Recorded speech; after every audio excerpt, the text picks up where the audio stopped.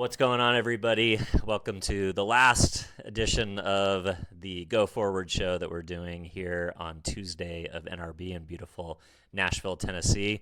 But we have saved the best for last for sure for today. We have Lana Silk, the CEO of Transform Iran, here to tell us a little bit about the work that she's doing and the explosion of the gospel and people getting saved in the fundamentalist Muslim Republic of Iran. So, Lana, thank you for coming on and sharing a little bit about your story. So let's just kick it off. Why don't you tell us a little bit about yourself and how did you get involved in, witnessing and the gospel and, the revival and what's happening in Iran? I've heard some pretty exciting stories just today, but I'm sure you know a lot more about what's going on than the average person. So. Iran is a very exciting place for the gospel. Wow. It is a thriving, growing Christian church. Many will say it's the fastest growing church in the world today. Wow. There have been more Muslims that have come to know the Lord since the Islamic Republic was established only 47 years ago than in all the centuries before combined. Wow, that's crazy. It's a full-blown revival. We think probably more than 3 million. Everyone's guessing. Yeah, of course, because there's no real data and everything's underground, right? Yes, the only data that we have is research that was done in 2020 by a Dutch organization, a secular organization that did an empirical research on people's religious tendencies in Iran. And out of that, they established that there will be over 1 million Iranian Christians at that time in Iran. What's the population of Iran? 90 million, but even that no one knows for sure because there's been no good census done for such a long time. Wow. But it's that kind of number. And if you apply the growth rate that people are quoting, I mean, Open Doors Operation World used to say 19.6% growth rate per year. Wow. So even if you were to reduce that to, say, 15%, you're talking easily 3 million Christians in Iran today. Crazy. Yeah. So tell us about your organization and how do you get ministry done? How do you evangelize in a place where I don't even know what the penalty is of evangelizing? Death. Yeah. Death. Torture. Death if you're lucky. Torture first and then death to follow. How do you do the work that you do with that type of persecution? Yeah, it is all illegal. Yep. So our first mandate is evangelism. We talk about our work in 3 pillars: evangelism, discipleship, transformation. So evangelism is how can they believe if they have not heard? Yeah. We want to make sure that they have all heard. And they can't hear through legal means. We have to use a lot of digital media. We use satellite TV. We have 3 24/7 radio stations, social media, different apps, websites. There's an online apologetics center where they can come and ask their questions.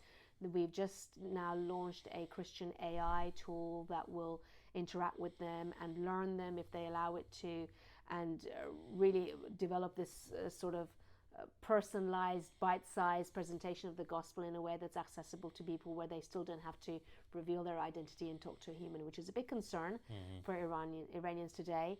And then from that, they connect with us. So we invite them. It's sort of degrees of like dipping your toe in the water and then exposing yourself further and further, the more desperate you get to connect with community and learn more. We have a digital church network, and that's often the first sort of interaction people will really have with us, where they'll know that they can come and watch a meeting or attend even a prayer room. We have prayer throughout the week. There could be 12 people in a Zoom room praying. So it can be very intimate and real, an experience of God.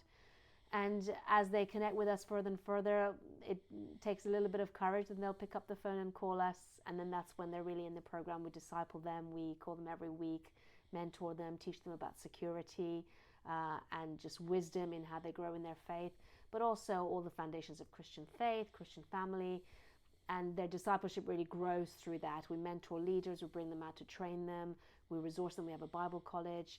So it's just a whole range of things that are in place to, from outside the country, strengthen them as believers and train them to be nation-changing, high-impact leaders. I love it. What's your background? Are you Iranian? I am Iranian. Okay. I am one of the ethnic minorities. I'm Armenian Iranian. Oh, interesting. I was cool.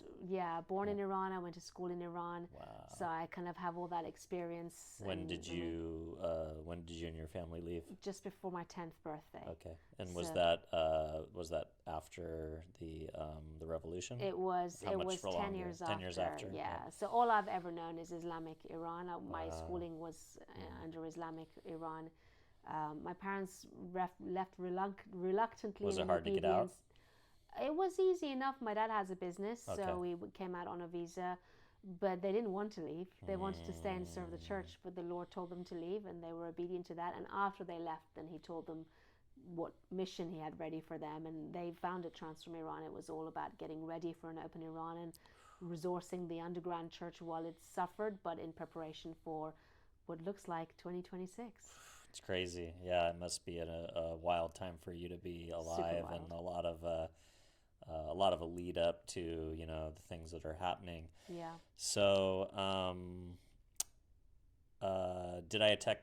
Did you grow up in Ireland? I kind of. No. Where did you grow up? My Where did you accent guys? is very confused. Yeah, where did you guys move We moved after to you left England. Iran? We Okay, moved to England. England. So British accent, Yep, but got I've it. been in the US for almost 5 years Oh, now, and okay, that twang awesome. is Yeah, creeping in. got a little bit of So, everything. yes, Huh? I do. love it. Okay, Yeah, awesome. English is my third language, so it kind Yeah. of it blends, it Okay. morphs into whatever's happening around me. Amazing. Okay. So obviously Iran has been in the headlines recently. I, got kind of excited about this show Tehran on Apple TV, and then all of a sudden it's like trending again, and there's a season 2, and like people are Yeah. interested. Very And cool show. but then also obviously, the headlines have been massive protests. Yes. Things that have been happening. Symbols of, like, I remember that girl, lighting a cigarette with the piece of paper of the Ayatollah, like, has become this, like, kind of like Che Guevara, symbol of freedom. How much of the unrest and the protests and the things that are happening, how much do you think that's an influence of, like, the Christian community? Is it young people? Is it Christians? Is it a coalition? Like, tell us more about the makeup of the people that are pushing for change within the country. Yeah, I don't think this one is the Christians. The Christians are in agreement with it and participating. Yep. Many people in our network have been in the protests. They weren't the insiders, though. They weren't the insiders, they weren't the instigators. This was very much the people of Iran saying enough is enough. Yeah, and it started with an economic protest where the bazaar shopkeepers owners, which is an important business center in Tehran, the rial collapsed 28th of December, and it was like, well, our currency has collapsed. There's literally no way that we can even do business in this country. The inflation was to a point where it was unsustainable. Totally it didn't matter how much, I've seen YouTubers go to Iran and, get the stacked bricks of money in order to transact in basic, to get basic food and hotels and things like that. So basically the inflation got to the point where the currency was worthless. Pretty much. Wow. Yeah, pretty much. And it's ironic because Iran is probably one of the wealthiest countries in the world as far as natural resources. Yeah. So the injustice of it became too much for people. This is actually really not acceptable. And it began with an economic cry, but very quickly spread and supported, really. President Trump made public announcements about how you can't, if you were to hurt the protesters, we'll come after you. And I think that really gave courage to the people to think, right, okay, we have backing here, because people participated that had never participated before. Wow. Provinces, towns and villages that had never been part of it. And there have been multiple protests over the years. This has by far been the biggest. I remember there was one when a woman was, like, beat to death by security guards. That's right, Masa Amini, yeah. just 2022. Yeah. That's recent. The Woman Life Freedom movement. But none of these have taken the whole country. And every single province, all 31 provinces, were part of this. Wow. So it was very widespread, and tens of thousands of people have died. It's been that's from horrific. Crackdowns, like, is it? Yeah, shooting into the crowds. So many people, their gunshot wounds are from behind. Ugh. They're just running away, being shot down. We have seen pictures of people with bullets in their forehead, but with ECG equipment attached to them. Like, you're not going to provide life-saving care to someone who's been shot in the head. So people being shot in hospitals, people being shot while they're receiving medical care, just really horrific. Wow, that's crazy. So are you hopeful? I am hopeful. I have to be hopeful, but I am hopeful. I believe that God has an agenda for Iran that is the bigger picture here.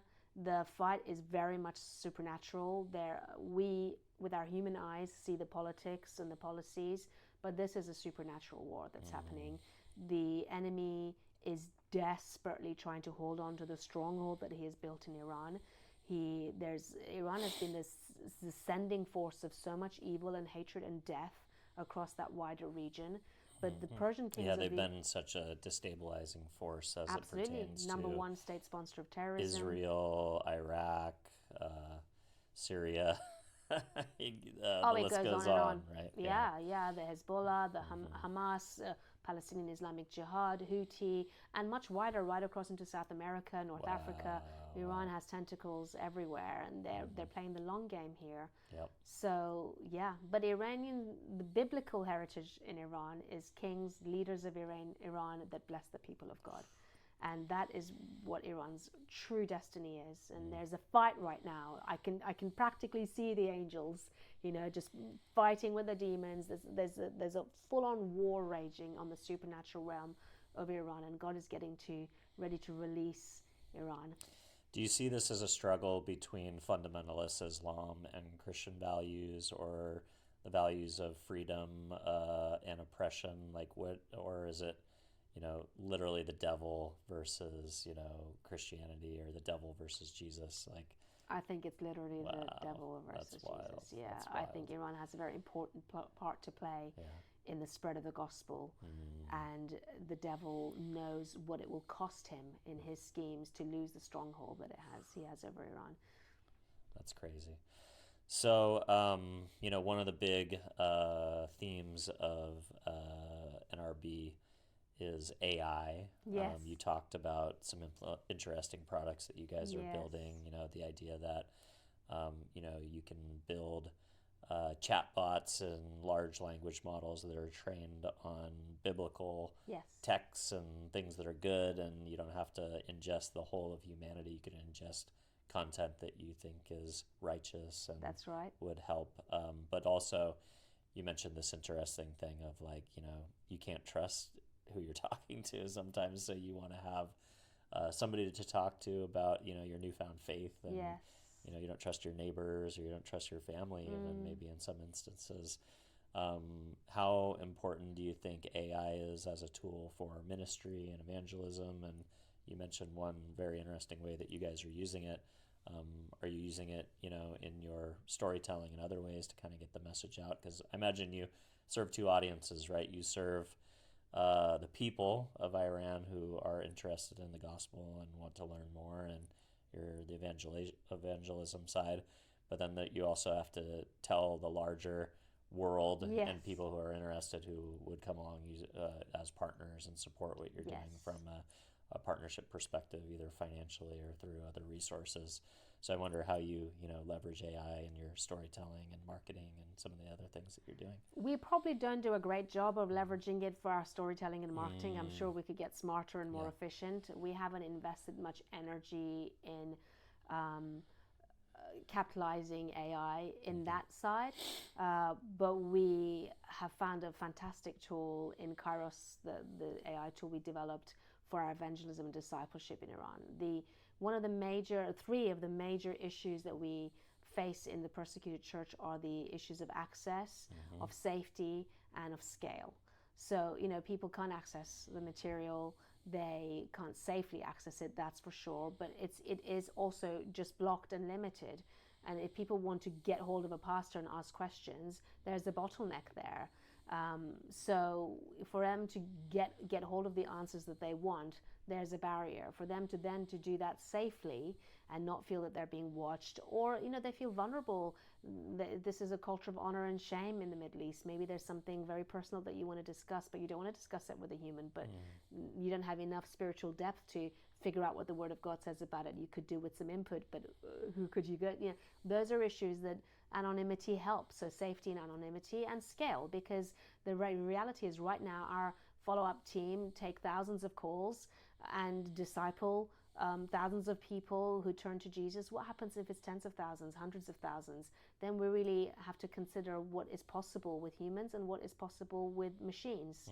So Kairos has been very, very essential tool for us, but we were very nervous about the limitations of AI, particularly in terms of worldview and limiting it to truth. And that was a bit easier to overcome, and a lot of people have done that successfully.